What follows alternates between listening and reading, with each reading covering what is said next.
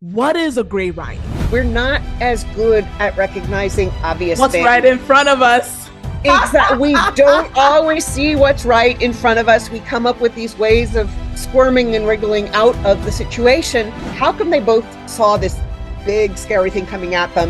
And one country said, okay, we're going to do the tough thing and we're going to fix it. And the other one didn't. It's very easy sometimes to prioritize the gray rhinos in our business or in our job because there's this accountability, and it's very easy to ignore the gray rhinos sometimes in our health. What makes the difference between people who see the thing coming and deal with it and the ones who don't? If I ever get to talk to Michelle, this is what I want to ask. You're not going to want to hear this, but and I do the same. Accountability is a space where we are the one going to our personal board of directors and saying to them. And then I realized that was just so much bigger question. If I need to, pay those back taxes. I need to fire that person. I need to dump that significant other. I need to fix this. I need to change the oil. One of the causes of avoidance, even when we see it, is who you are shows up everywhere you go. And I read that quote and I went, I've had it in me all along.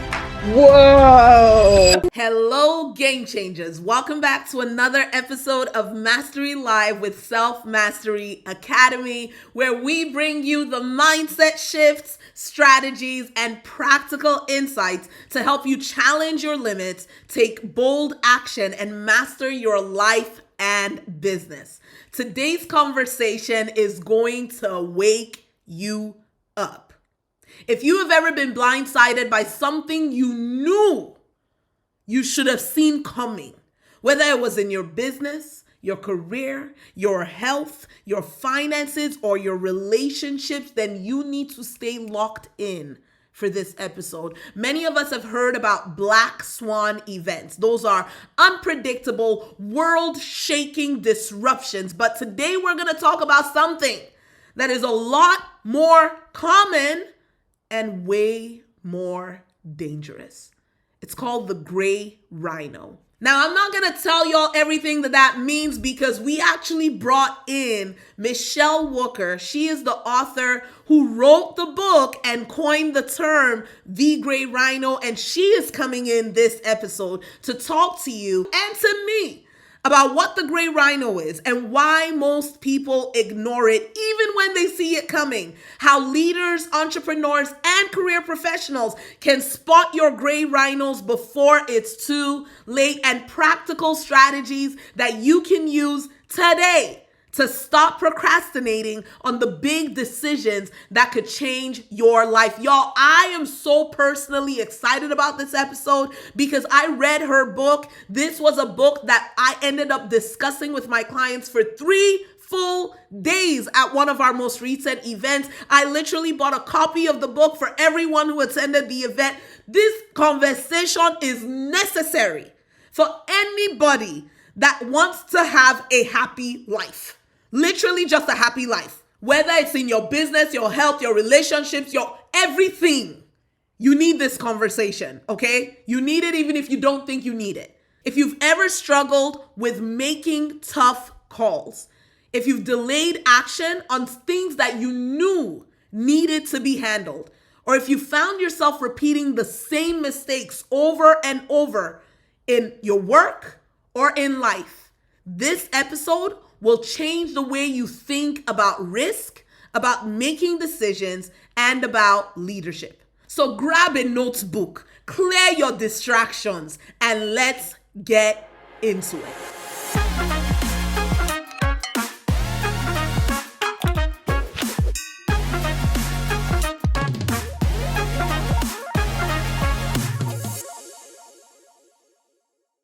Hello, Michele. Hello. Hello. Thank you for such a warm welcome. I am excited. It is a real welcome. I'm super excited to have you in the room. I saw Jay show her copy. We literally bought a copy of your book and gave it to every single person at our conference. That's how much I love this conversation and this entire conversation. I think everybody needs to read this book for their own life's sake. Okay, Let me not get ahead of myself. So my first question for you is, I like to start in the beginning, right? You are a globally recognized expert on risk and decision making. You came up with this great Rhino concept. How did you get here? How did you even think about the Rhino? Why the Rhino? Why not the flamingo? You know what I mean? It's funny actually. It turns out, I was working on the book way before I had any idea that I was working on it. But the gray rhino concept itself came from I was wrestling with a question, and it went back to my geeky days as a sovereign debt analyst, an emerging markets debt. And in 2000, 2001, Argentina had been struggling with what eventually became a really big crisis, and 16 years of legal wrangling, and you could see the debt going up, you could see the reserves going down, the economy going down. The math was pretty clear. And at the time I was running the Latin America Bureau International Financing Review, and there was a really, really smart proposal going around Wall Street from some really smart, nerdy people. And they basically said, this is not going to end well. What we should do is be proactive and do a restructuring, write off some of this, on the secondary markets, it's trading at big discount to value anyway. So we'll write off 30, 35%. That'll get everything going the right direction. So I wrote about this proposal, and all of the heads of emerging markets of the big banks called me, and they said, we think this is what needs to happen, but of course we can't say it or we'll be fined. So they did these really expensive restructurings where they pushed it out and added hundreds of millions of dollars of underwriting fees and all sorts of stuff.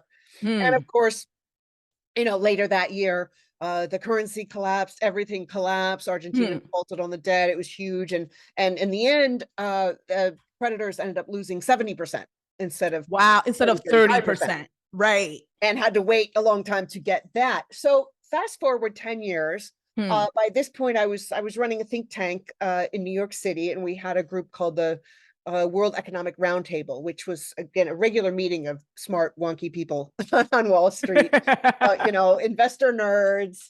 And we were watching what was happening in Greece at the same time, debt going up, economy going down. This time, if Greece had gone under, the entire euro would have collapsed. Yes. Again, big, scary thing coming. And so I wrote a paper that I presented at this roundtable, and then it got a lot of attention on CNBC Worldwide Exchange and other places. And I basically said, hey, Greece, learn from Argentina. Don't make the same mistake that they did. And then they came right down to the wire. So beginning of 2012, Greece and the creditors came to an agreement, and they still lost a lot of money, but they didn't take the euro down with them. And of course, Greece has actually been doing quite well, surprisingly well lately. And so I was so curious, how come they both saw this big, scary thing coming at them? And one country said, okay, we're going to do the tough thing and we're going to fix it. And the other one didn't. Waited. And then I realized that was just so much bigger question. It wasn't just a geeky sovereign debt question. It was about businesses, about all sorts of policy questions, about climate change, about other financial crises, about our whole, subprime debt crisis that we'd just gone through. And so I decided that I wanted to take that finance knowledge and bring it together with a lot of the work that I had done with my interest in social psychology, and really delve into what makes the difference between people who see the thing coming and deal with it and the ones who don't. I was trying to come up with a way to talk about it that wasn't as nerdy as I am. I love how comfortable you are with who you are. She's just like, I know I'm a nerd. I love being a nerd. But if I'm going to communicate it with y'all, let me not bring all the nerd stuff. Exactly. I try hard. I'm proud of being a nerd, but I know that, not everybody appreciates it. It's, an acquired taste. So I was talking to a friend of mine, very senior M&A lawyer, big top New York law firm, and he was an advisor to the think tank I was running, and I was talking about it. I said, that big scary thing coming at them, and that's when this rhino just popped into my head. Big, like 2 tons, and the horn is scary and coming at you. And so he made a joke based on the black swan, which of course everybody talked about in Wall Street. With the great financial crisis, everyone said, "Oh, nobody could have seen it coming." And that was crazy because I'd heard so many people predicting things. I had bought an apartment on the Upper West Side of Manhattan in 2000. And, end of 2004, it had almost doubled in value. Like, Right. This is not normal. And it was the first apartment. And so I sold it. And, So you were like, I'm okay, let's go. New Yorkers love this story. But, so many people, if you look at monetary cycles, people, writers like Charles Kindleberger or Michael Pettis, similarly nerdy people, you can see that what goes up must come down. And there were people in the financial world saying, this is not going to end well. And, to be honest, right now, a lot of people it's a cycle are saying those things right now. Right. But so anyway, my friend made a joke. He's like, oh, you could call it a black rhino, like the black swan. I didn't want to be derivative of a concept that I felt had been badly abused. I mean, and Nassim Taleb wrote that book to get people to realize there's a lot more uncertainty in the world than you realize. Be resilient. You need to think about how you might, pivot when something happens. Yeah. I'm sure that he was not happy that people were using it as a cop-out, which is what it was intended. Like it's not going to happen. It's not likely to happen. No. And I mean, I get upset when people misuse the gray rhino concept. And so I didn't want to be derivative of something that, was abused. But I thought about it when, I went to the zoo when I was a kid. And I think there actually is something in real life called the black rhino, right? So I had to go to Wikipedia because I remember from when I was 6 years old. Yeah. And that's when I realized there's 5 remaining species of rhinos. Yes. 2 of them, one is the black rhino and one is the white rhino. The white rhino, yep. And you look at them, the 5-year-old in the zoo is you ask the kid, what color is that rhino? The kid's going to say, that's gray. Why are you calling it black rhino? Why are you calling it a white rhino? So that's the part of the metaphor that says, we're not as good at recognizing obvious what's things. Right in front of us. Exactly. We don't always see what's right in front of us. We come up with these ways of squirming and wriggling out of the situation. And so that's the other part of it. And so the metaphor is really, you have picture this rhino in front of you. It's powering the ground, it's snorting, it's getting ready to charge. What are you going to do? Are you gonna freeze? A lot of people do. Are you gonna just get out of the way? Or are you going to harness the strength of that rhino? Right. Are you going to find a way to change its path to create something better? Because, every startup, I advise some early stage companies, and, every single investor, when they get the pitch deck, the first question they want to hear an answer to is, what's the problem you're solving for? That's right. And so that's really what I want people to use the gray rhino for. It's like, hey, if people realize something really big and scary is going to happen. I love this because that was the part of the book that I enjoyed so much, was that the focus wasn't this place of there are big and scary things in all of our lives in these different areas that we're all avoiding, but it wasn't just recognize it, figure out what you're going to do about it, and just try to run away from it. That when you got into that conversation around how do you leverage the rhino to actually create innovation, to actually move forward, that I was eating that stuff up. So before we even get to the solution part, one thing that I think would be extremely helpful, we have a lot of business owners, we have a lot of career professionals that listen to this podcast. I think something that they would really appreciate is how can they identify the things that they are potentially ignoring right now, that is charging right at them. Well, it's so interesting. When people come to me, clients, they want me to give a speech or talk about something, they say, please tell us what the gray rhinos are. We want to tell me what I'm not seeing in my life right now. And my point is actually that everybody has the power. Everybody has the power to see it themselves. It's like, that scene in The Wizard of Oz when Glinda says, oh my dear, you have the power. People do have the power, and people do see these things, and what I'm really trying to get at is the response.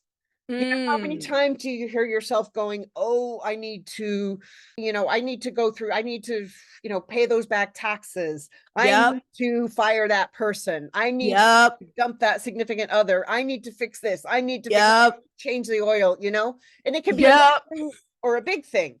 And how many times do we find ourselves saying that? So it's a matter of just kind of taking a step back and doing a doodle, a little brainstorm on paper, sitting Yep. down with your most trusted people around you and having a Yep. conversation about that.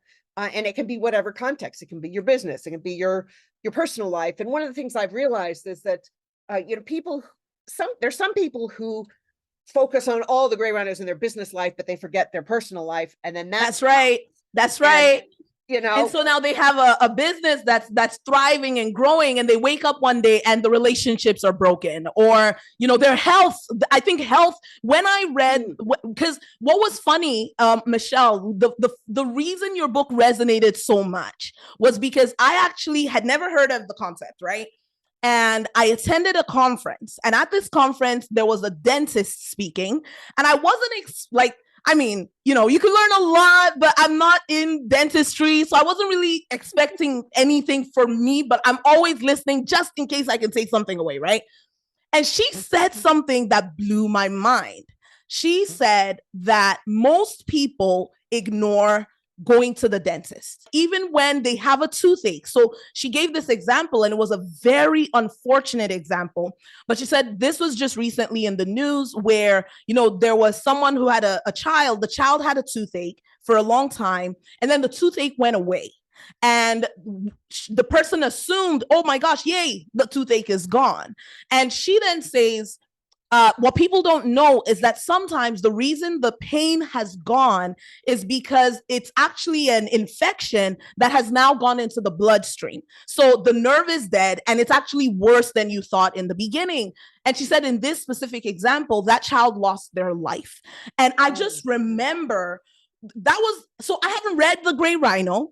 I'm sitting in this conference and I'm like, oh my gosh, it's true though. Like we just don't, there's certain things we see it, and we ignore it. And I didn't even have a toothache or anything like that, right? But I just thought of it. And then right after the conference, someone referred me to your book. And I'm reading it and I'm like, this is everything. But because the dentist example was the first thing that got me thinking down this path, when I read this, and even in a lot of my conversation with business owners and such, I found that it's very easy sometimes to prioritize the gray rhinos in our business or in our job because there's this accountability of team members and so on. And it's very easy to ignore the gray rhinos sometimes in our health or in our relationships, the things that there's nobody else that's going to kind of come and check you on it. Like, hey, how's that going? Absolutely. And then that comes and it hits the business, Yes. I wrote the follow-up book, You Are What You Risk. So many readers came to me from around the world. One guy, it was in Shanghai. He took like 3 hours through this horrible storm, come and hear me talk. And he says, you helped me so much with my life. And I thought, someone standing behind me because I don't really do self-help books. But, and I was really trying to reconcile this. And so I talked to a friend about it. I said, I'm getting this organic response. Everybody wants to apply it to their personal life. Right. My audience is, business, finance, policy. I don't know what to do with this. And he said, Michelle, there's more of a connection than you think. He was a very pioneering private equity investor in, sustainability. And he said, I sat down with my investment team last week and we were talking about the investments that disappointed. He might have used saltier language than that. But he said, in every single case, all the warning signals were there. And he said, it wasn't what you'd think. It wasn't the quality of the product. It wasn't, the market environment. It wasn't the business model. It was the bad risk decisions by the CEO in their personal life. It was the driving. It was the speeding. It was the cheating. And he said, we didn't look at it as red flags. Came up in the due diligence because it's not, traditional measures. So then, of course, when I did some more research into this, I found out that there's been so many correlations, like, the Ashley Madison leak of the, the website for people cheating. Yes. On yes.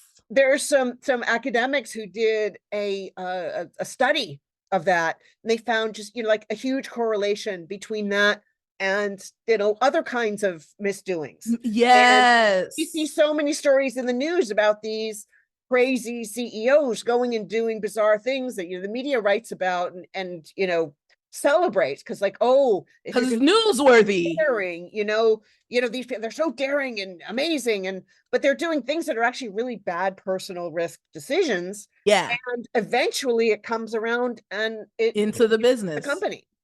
This is so good, because I think a lot of the time we put our focus where, people say, like, follow the money. We put our focus where the money looks like it is, obviously, but what we don't recognize is that who you are shows up everywhere you go, every decision you make. And if you are ignoring these things in one area, one day it becomes a gray rhino, and a gray rhino hitting you from the left or the right is going to feel the same way. So it's like, you want to be able to address these things. Now, absolutely. I have this question, and this was something I thought of while I read the book, and I was like, if I ever get to talk to Michele, this is what I want to ask her. So this is my, like, personal question. Okay. How do you help leaders balance the risk management element of this without becoming overly paranoid or overcautious, especially if they're trying to scale a business? I think it goes really down to how you think and talk about risk. I found that for some people, dealing with the risk themselves is actually scarier than the risk. They're like, I don't want to be the person who raises the red flag and everybody else says I'm an idiot. And, I'd rather be wrong with everybody else and by be myself. silent. So there's a huge social dynamic component to that. But I think risk also and gray rhinos too, it includes the positive and the negative, because Right. there's some people for whom a big opportunity, a big possibility is actually really scary. Right. And having worked with people, particularly writers and intellectuals and analysts, sometimes I've found that people have a really big opportunity, and they freeze and freak out. They freeze. That's right. A lot of hand holding as well. That's right. So one of the things, it goes both ways, realizing that good big things coming at you are probably scarier than you think, but also realize that supposedly, bad things coming at you also create opportunities. You look at how many startups have been created during recessions. Yes. How many people say, yeah, I was fired and it turned out to be the best thing that ever happened to me. I just want to say something right there. This is so funny, because the guest who was on the podcast just before you, Sunday at Elijah, he leads a church with like 100,000 people. He actually released a video on YouTube. This is years ago when I was first building my business. And the video was called "Why Getting Fired is the Best Thing That Could Ever Happen to You." The exact sentence you just said. And I was actually telling someone earlier today, go watch that video. So I love that this is the conversation. So true. And you were talking about health before. I mean, for me, I've found that I grew up being, the oldest child. So, you had 3 younger siblings, and, the workaholic and the responsible one, things and all of that. And, repressing stress and things. And that caught up to me a couple years out of graduate school, where I was just completely stressed, and my body finally said, nope, not doing it. Done. And I was sick, and it was really hard I had to take a medical leave from work. And it was like, I didn't even know what was going on. And that actually getting sick made things very clear to me that, I had a job. It was, I was paying back all my student loans, and it was, I was getting a lot of attention. I was like chasing around like presidents and finance ministers, and, creating or destroying hundreds of millions of dollars in seconds, depending on what I posted. It was the first early days of, real-time news and analysis, but it wasn't what I was supposed to be doing. And so I finished my medical leave. I came back to my job and I quit. And I went and I freelanced. I wrote my first book, which was about the Dominican Republic and Haiti. And the funny thing is, I look back now, and there's an epigraph on it about risk. The emotions around risk are actually what societies are made of. Built on. And I didn't realize this until several years ago. Bronx Community College picked that book as their one book, one college, one year, and everybody read it. So they invited me to speak, and I opened the book to kind of go out, and I read that quote, and I went, I've had it in me all along. Whoa. And it was similar. It was this, sort of mix of different approaches, political science and economics and human rights and psychology and even, literature and all sorts of disciplines being pulled together to realize what's going on, which is how I do things. That makes this my superpower, drawing on all these things. But, it's actually very hard as, the author part of my life, because publishers like things that fit very clearly into one area. Yes. Like, this is the self-help. This is the current category. Yes. Business. The BISAC. And a lot of the things I talk about, you actually have to touch on multiple things at once. So actually writing about the things the way that I do is a huge risk. But I feel like that's what I have to do, And that was one of the things that I really appreciated, was actually the layers to the way that you were approaching the conversation, and that it wasn't just a one-dimensional, book or conversation. Now, you just actually touched on something that I wanted to ask you about that's kind of bigger picture, and it does touch on risk, but it is, you've written these books that have really had a deep impact. I truly believe that God has given every single person messages that we are supposed to bring, like study and learn and then share with others. And you're someone who's done that and continues to do that. But what inspired you to begin to capture these insights in these books and bring it to the rest of us? I think, part of it is when I started out, I was like, okay, I'm going to be a writer, I mean, it was after I went through a couple other things. I was going to be a psychiatrist and go to medical school. And then I realized, I pass out when I see blood, and I just assumed that doctors got over that, but it was pretty clear that I wasn't going to get over it. And that was maybe not a great career choice. But, when I was a kid, you avoided that Rhino. Writing and reading was something I always did. I was like a really, I was a, very shy and nerdy kid, but so, I was writing things. And at first it was like, okay, be a journalist, be whatever. And I go nuts if people call me a journalist these days, because I haven't really done that for 30 years, although I write and I use some of the same tools. But, the thing that I found was, I tell stories, but the stories are in service of something else. And the analysis, yes, the synthesis, the pulling things all together is what I really enjoy. And then, when I was writing about, markets, I started noticing that if I would write this, story, interview with the finance minister of blah, blah, blah, talking about their debt restructuring, and I would see these prices of these bonds and loans go up and down. I mean, I saw that connection between what I wrote and real life things. And what's happening. And then it went on to, there was a piece that I wrote about Haiti and the Dominican Republic in, early 2000s.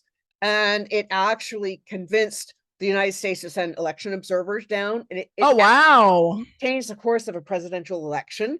Wow. Blew me away. And then I started, I would go talk at universities, and students would come up and say, thank you so much for writing about this. I asked my parents about this and they refused to talk about it, and this was really important. So I started seeing the impact of these things. And as I got more into policy, I was running a think tank in New York for a while, and you moved to Chicago, did some think tank work, and about 10 years ago started my own company just on the gray rhino, because that's how important I felt it was.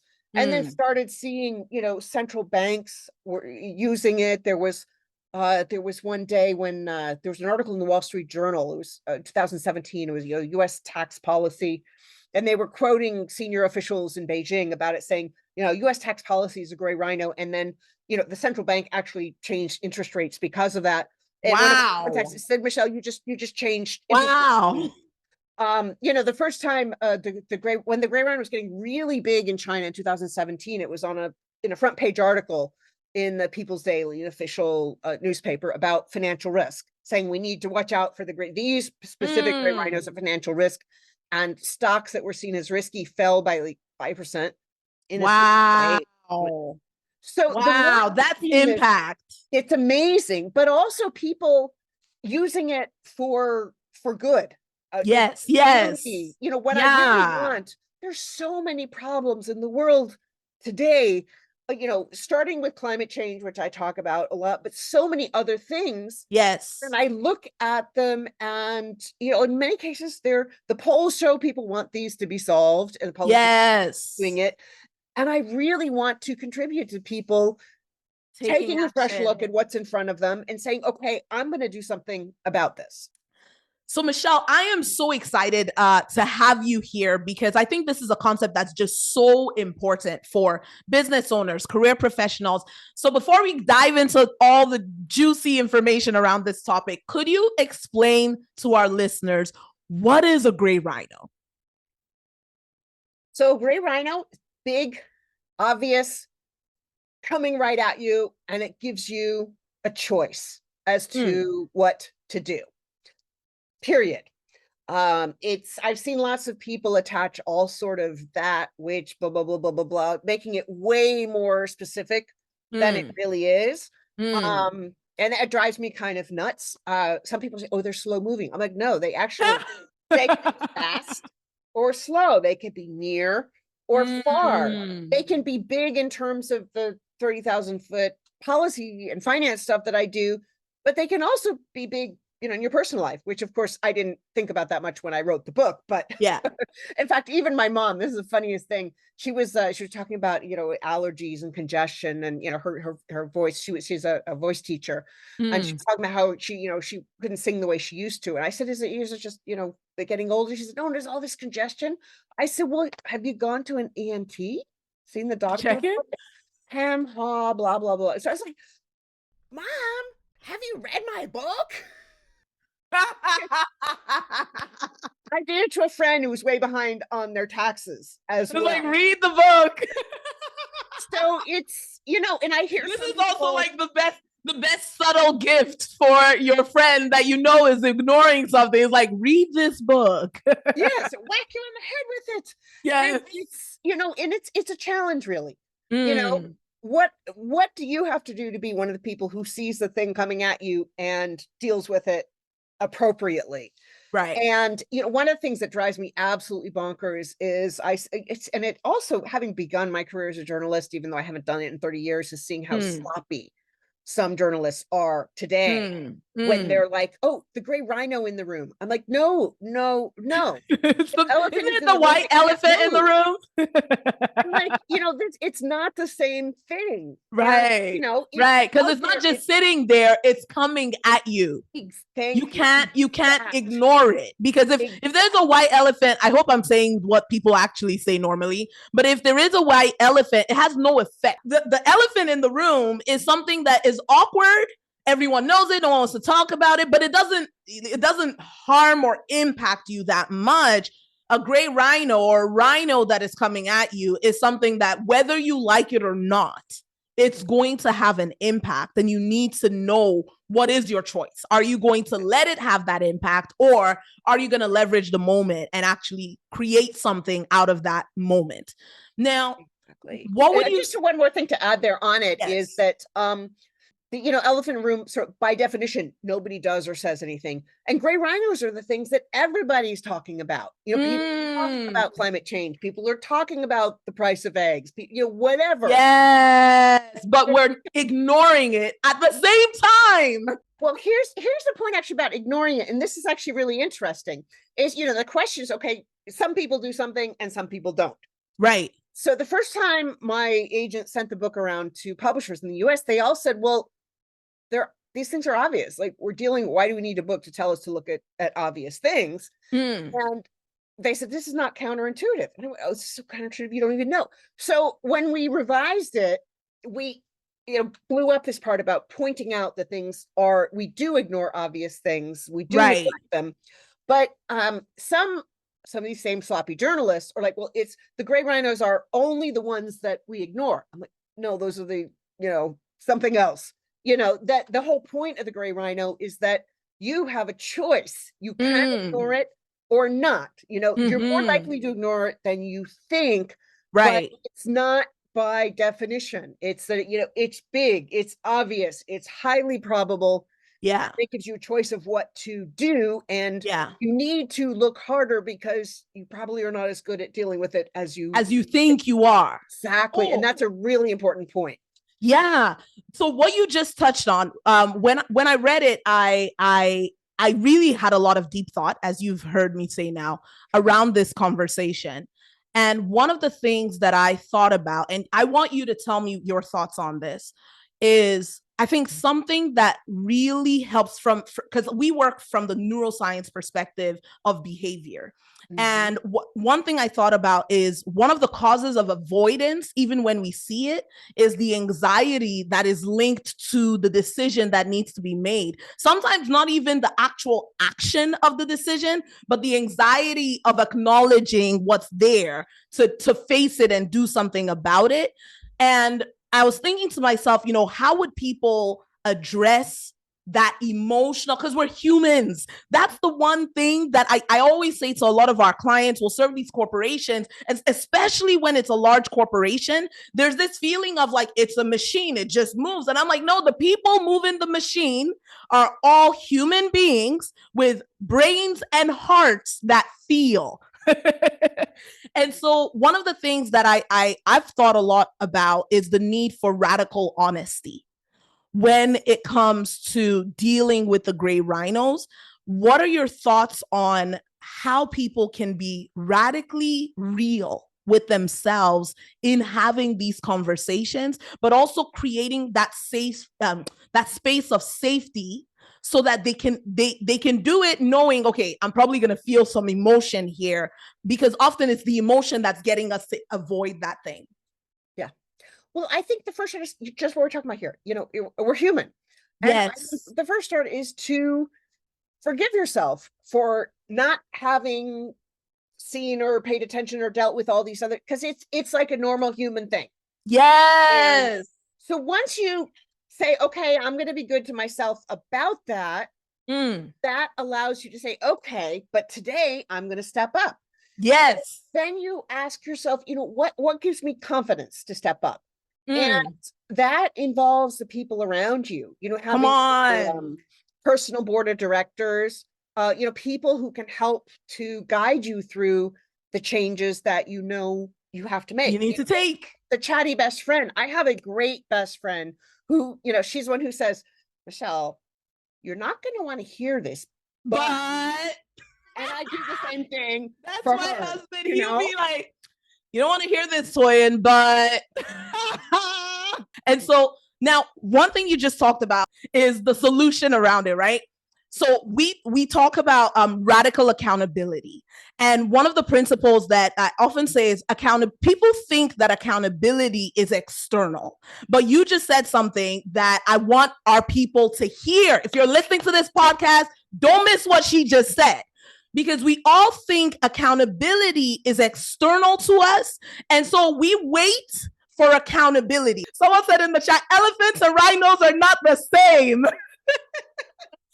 Okay, so here's a fun fact: rhinos are actually more closely related to zebras than to elephants. Go figure.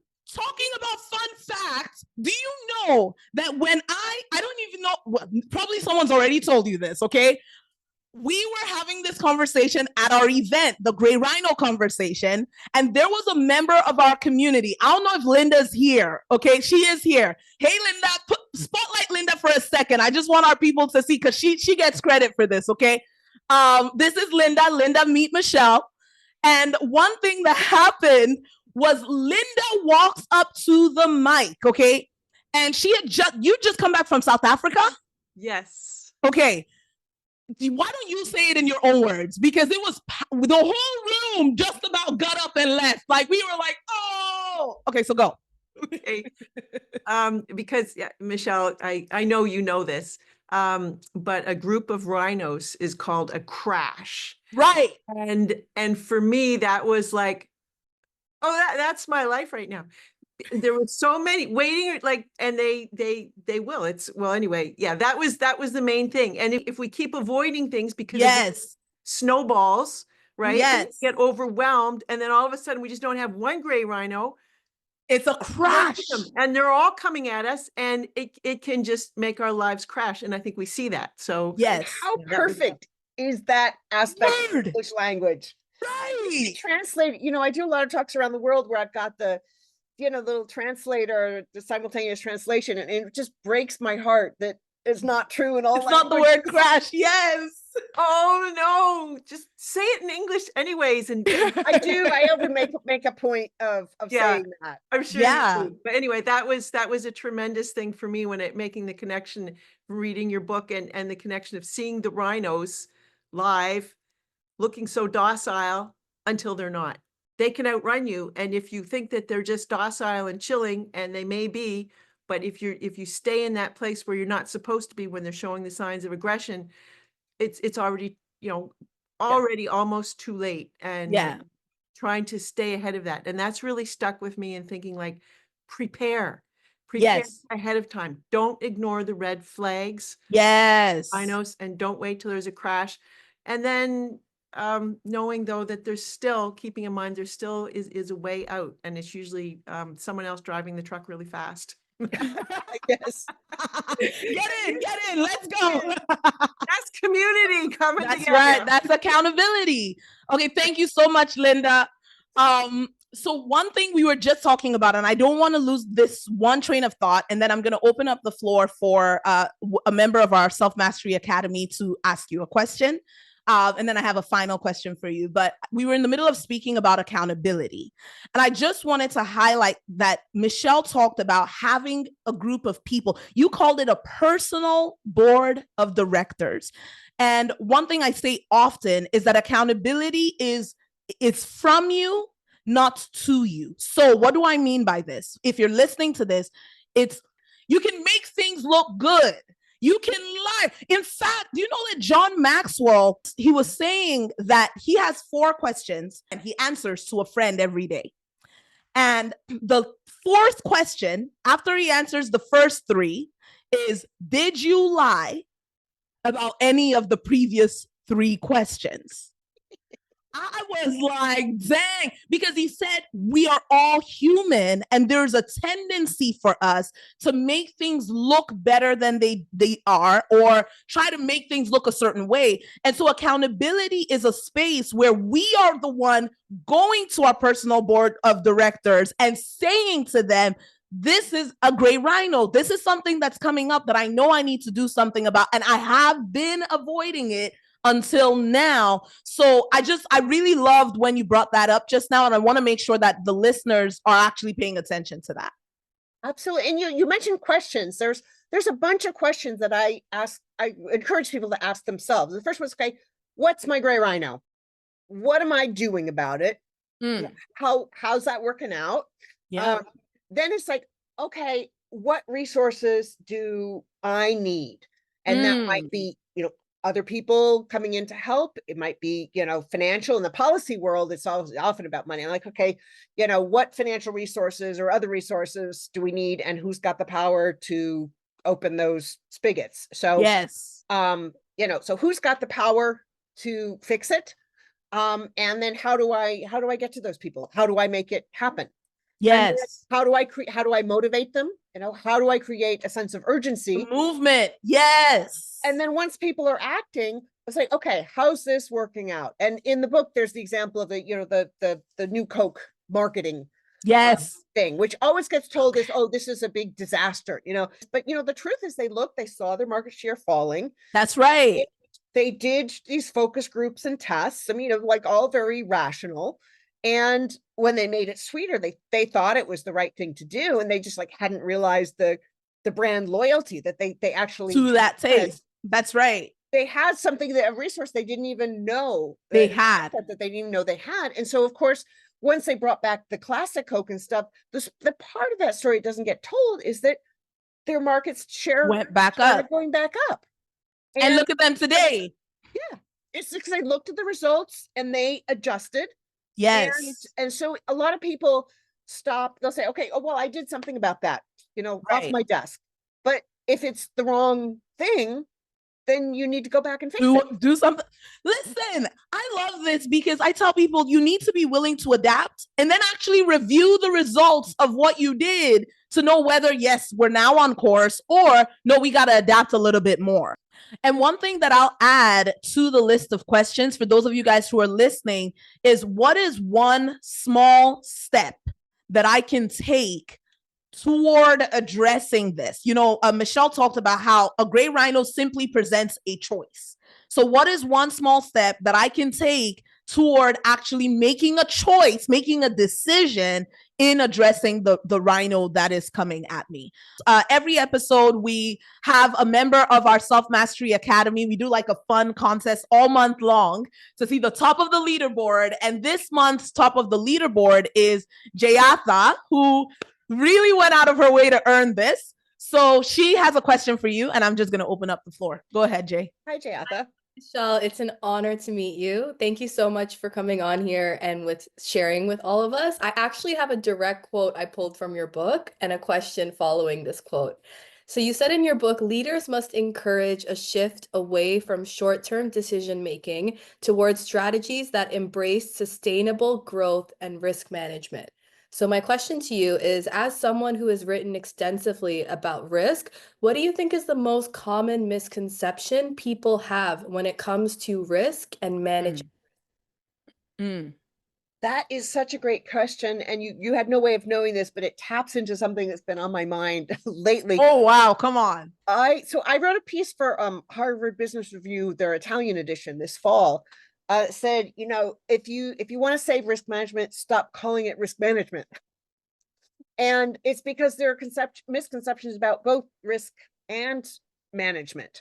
I mean, come on now. The management is not really. It's a negative connotation. It's a negative, yeah. And what do you hear? So you ask someone how they're doing. They're like, "Oh, I'm managing." I mean, it's it's like not debt management. Well, the other thing is that when people talk about risk, you see all these, top risk lists this time of year, which are generally scenarios, forecasts, things that most people have absolutely no control over. So you're not actually managing those risks. You're just looking at response. Yeah. The risks. And then risk itself, I have a quiz that I love to do in groups. And it's just simply, what does risk mean to you? Just throw out the first words that come to your mind. And it's completely different depending on the group of people. In some cases, the words are clustered around really negative things, loss, peril, danger. In other ones, it's about, opportunity, adventure, chance, gain. I mean, particularly financial, no risk, no reward. And then I do a lot with insurance companies. And with them, it's often, well, it depends. Well, it's a balance. And risk is actually a combination of these things. I mean, there are traditional economic definitions of risk versus uncertainty as different concepts. But for most people, uncertainty is in the everyday way we use the word risk. It's part of it. Of life. Yeah. And so, but this is such an important question because if you think about the first words that came to your mind, it tells you what your bias is toward risk. And for me, a risk, it's a choice, And I read this statistic that every person makes 35,000, give or take, choices a day. Decisions a day, yes. And every one of those is a risk. And that's right. That's right. A choice. And that's about, taking risks, choosing things where you don't know the outcome. Yes. Or sometimes you might know it better because you've done the same thing 1,000 times. So there's, different amounts of information behind every choice. And again, as I think I said earlier, for a lot of people, seeing a risk and doing something about it is even riskier than letting the risk just wash over them. So I think if you identify your biases about risk, you can also then maybe start using different words. I also hear, risk or opportunity. I'm like, well, Why is it an or? like danger or opportunity? Yeah, exactly. Not Or binary, because risk yes, includes you don't take a risk unless you see a potential there is gain. opportunity. Come on, yes. And then, with the management part, I encourage people to talk about risk strategy. Because you ask someone to help with strategy, they're like, "Oh, wow, Let's go." 'cause I'm so smart." They want to ask me about strategy, so it's kind of a more exciting term, and that's really it's about decision making. And then you can talk about risk functions or risk mitigation, risk professionals, risk procedures, risk whatever. And the other part is that traditionally risk management, a lot of people think about it as very quantitative, and it's stuck in a silo. But the behavioral side of risk is something that risk professionals are taking much more notice of. There's human risk. That's right. And that's so important. And I think people are just starting to Recognize it, bring it into risk management. It's the whole idea of risk is that you can put a number on something. The term came out of maritime insurance, and way back that people would get insurance on the cargo in their ship, and they'd calculate the risk of it being lost and blah blah blah blah blah. And that sort of transferring of risk to other people at a certain price is at the root of pretty much everything in commerce, and interest rates, insurance, actuarial tools, all these things. And often these calculations are pulled straight out of the air. Another 3-letter word that starts with A. And I think it's a matter of realizing that even a particular risk, when someone says, "Oh, there's a 30% chance of rain today," do you take it or not? I mean, some people were like 30%, oh, that's nothing, I'm not going to bother. Some people 30%, just in case. And then there's the superstitious ones who say, "Okay, I'm going to bring the umbrella, because if I have the umbrella, then it's definitely not going to rain." But probabilities, even highly probable, means totally different things depending on who you are. People have different tolerances for different probabilities. So risk itself is a very squishy term, and understanding what it means to you in particular, and whether that means the same thing to people around you, that's a whole other discussion. I go into a lot more of that in You Are What You Risk, which is certainly a sequel. But it's a great question, because the way we talk about these things is important. And I hadn't thought so explicitly about the gray rhino is actually being a communications tool, even though that's in many ways what it is. I mean, it's what the Chinese government uses it for. It's what a lot of safety professionals use it for.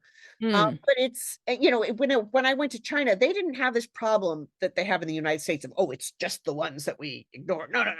They, within the first 3 weeks, it sold 30,000 copies in China. Yeah. I heard that it's one of the highest sold books in China, like the highest business or something. I don't remember the exact statistic, but it is like just wild in China, this book. It's incredible. I go there, I feel like, I feel like big old celebrity. So welcoming. I asked them, I said, well, what is this? And they said, well, you gave us a way to talk about something that was on our mind already. So for some people, that's the nugget. I hope some of y'all heard that right there. I just want to plug that right there, because some of you guys love to, this is for the business owners. I'm going a little bit of strategy here. Some of you guys want to force the audience to talk about what you want to talk about, but you want to think about who is the audience that is looking for language that I can provide to them. Yeah, and this, of course, the China thing, I had no idea. You would not have predicted that. I had no idea. I mean, it was just crazy. But it's different groups of people do think differently about these things, and different people need different motivations. And some people are motivated by fear. Some people are motivated by greed. Some people feel, in fact, a lot of people feel better when they take those little tiny steps that you were talking about, and those little tiny steps can often lead to bigger The bigger steps. That's right. And also, if it's a lot of people taking tiny steps, you get big movement. Yes. So good. Jade, that was a fire question. Thank you. Okay, I had actually one thought in relation to the answer you just gave. There was a Forbes article. They just featured me for a Forbes article that where I spoke about procrastination and the impact of procrastination and the kind of the intersection between procrastination and the fear of making decisions. And one thing that I've heard you say a number of times is choices. And just the fact that we have the 35,000 decisions or choices that we make within even just a day. And I just want to leave in people's ears right now. How can you, this is just a question that I've also been thinking about that goes with what Michele just said, is how can you reduce the number of decisions that you're making so that you have more bandwidth to be able to make those bigger decisions and you're not procrastinating? Because I loved what you said. Every decision is a risk. Even what you choose to wear today is a risk. Like if you really understand that risk is everywhere, and once you normalize, okay, risk is everywhere, and it's just my approach to it, rather than, oh my gosh, I'm stepping, this is a risky decision. It's like, no, every decision is just a choice. A risk is a choice. And when you normalize it that way, it empowers you to be able to make decisions without having your brain freak out before you make that decision from an empowered state. I have a question for you. This is the question that we ask everyone, the last question. I love to learn from people's wins. I also love to learn from their mistakes. So what is one mistake or failure that taught you a lesson that now you consider priceless? Ooh, that's a tough one. And I always have a hard time when people ask me for, one thing or your favorite thing. And then I get like, listen, give us 5. Give us 5 if you want.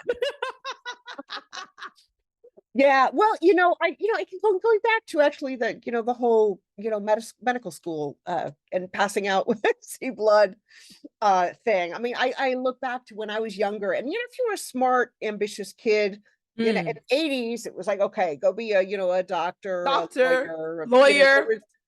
Yeah, it's a very engineer. Yeah, engineer. You've a very limited set of things, and I feel like I was not asking the right questions, what's the contribution I want to make, and what am I doing in life? And a few years ago, I had a session with a bunch of Gen Z, who's probably old compared to, I don't even know what the next generation. Gen Alpha. Alpha after that. So the Gen Zs are now old. This is how this is. I don't even like to think about that because I'm not even Gen Z. So I'm like, if they're old, what are we? So but it was funny asking them what they wanted to do. I mean, like, I didn't startup, that wasn't a word when I was in high school or going to college or anything. And it was really interesting when I asked how many people wanted to, what they wanted to do. And the percentage of people who wanted to go, work for the man, do corporate jobs was way lower than I would have imagined. And, social enterprises and startups and people who felt like they really had a purpose and a contribution to make. So I think, going back there, and it wasn't not necessarily such a mistake, but knowledge that I didn't have, or even having a mentor. I mean, I was probably, I don't know, well in my 30s before I know what that word was. I mean, I had a mentor in high school. I didn't know what it was at the time, but so I think the mistakes were the, lack of knowledge. And then I think over the course of my life, in many times, not setting enough boundaries and not leaving situations that were less than ideal soon enough. Not recognizing situations when, just let the rhino run over it. Because there are some situations like that where to move on. Yeah, she just said sometimes you just see it and you just let it happen and then rebuild it after.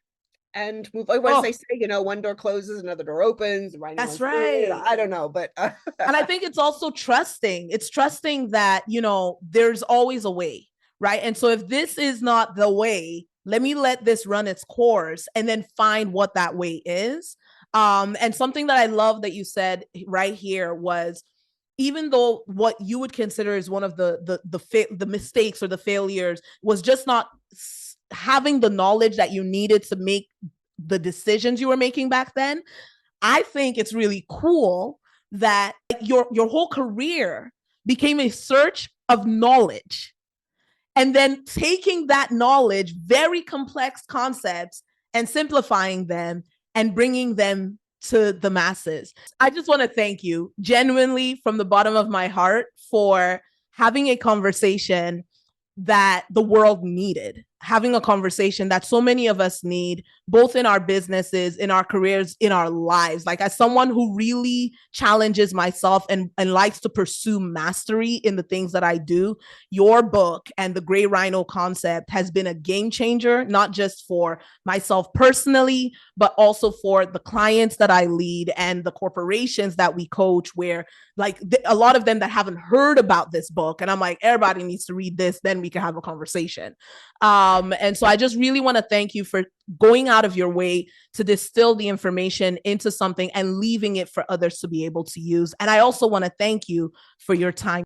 Well, thank you so much for the kind words and the invitation. And I love your energy. I love the way you are gathering knowledge and sharing it with other people and inspiring them. And so, I hope you keep in touch. And yes. I'm on LinkedIn. I have a new Substack, the Gray Rhino Wrangler. So, if people want to follow those. Yes. How can they find you? Obviously, y'all, if you haven't got the book, go get the book. After this episode, I don't know what you're waiting for. I don't need to tell you anything else. Go get the book, The Gray Rhino, and the risk book. What was the name of the risk book? We'll put the link in the show notes. What you risk. You are what you risk. So you guys want to get You Are What You Risk, as well as the Gray Rhino, because and then we'll put the links to these books in the show notes so you guys can find it very easily. Right. Yeah, and you can just find it all at thegrayrhino.com. So perfect. Phenomenal. Thank you, Michele. Listen, Michele just broke down why so many leaders, team members, business owners, career professionals ignore and avoid the biggest, most obvious risks, even when they're staring us right in the face. But now that you've heard this, y'all, what are you going to do with it? Because y'all know me, knowing is not enough. Mastery can only come with action. So before you move forward with your day-to-day, I want you to take a moment and ask yourself, is there a gray rhino that I am currently avoiding?